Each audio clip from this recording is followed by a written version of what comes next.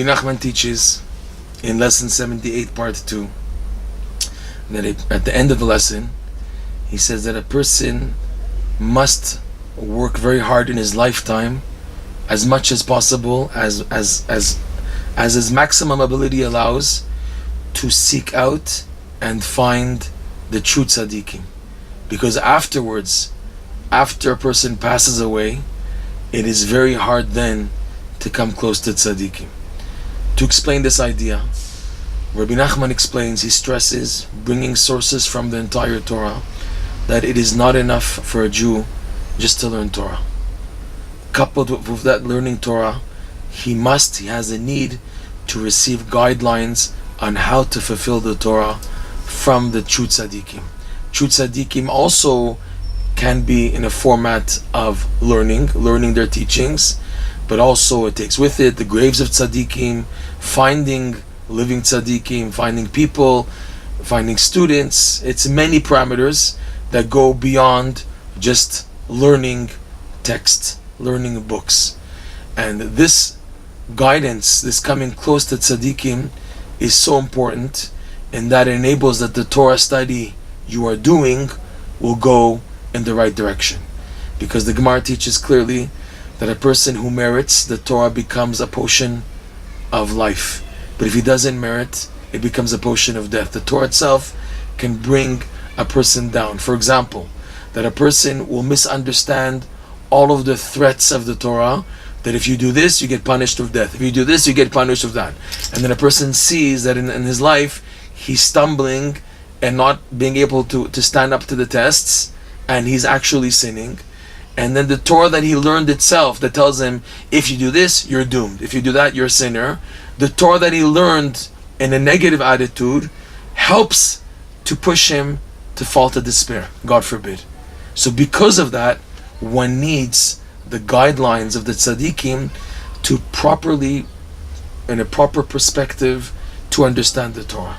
So Torah study alone is not enough. You need the guidance and advice of the tzaddikim, that the Torah study you do sinks in properly and activates the portion of life in the proper direction. So this is the importance why you also need tzaddikim. And Rebbe Nachman teaches there also, because of this, because of the paramount importance of coming close to tzaddikim, the Yetzer Hara, the evil side, has used this as his focal point of attacking the Jewish people, as his main weapon to prevent the redemption and the coming of Mashiach.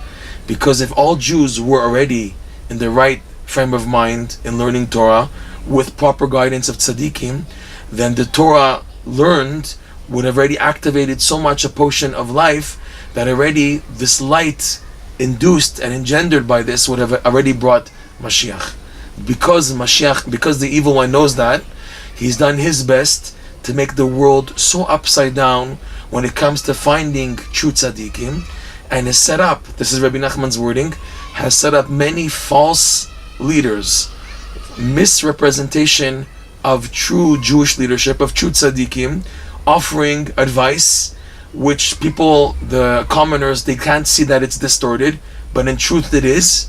And also amongst the righteous Jews themselves, where you have good people, even true tzaddikim, the Yetzer Hara has made that there should be strife among the tzaddikim in order that people should not find where the right address is. Where are the true tzaddikim who can help me in my personal growth? And the Yetzer Hara has made this as his main attack in making the world upside down when it comes to finding the true tzaddikim, because in this is the key that the Torah becomes a portion of life, and by refraining this from happening, the Yetzer Hara has won, in a sense, in getting a delay of Mashiach's coming.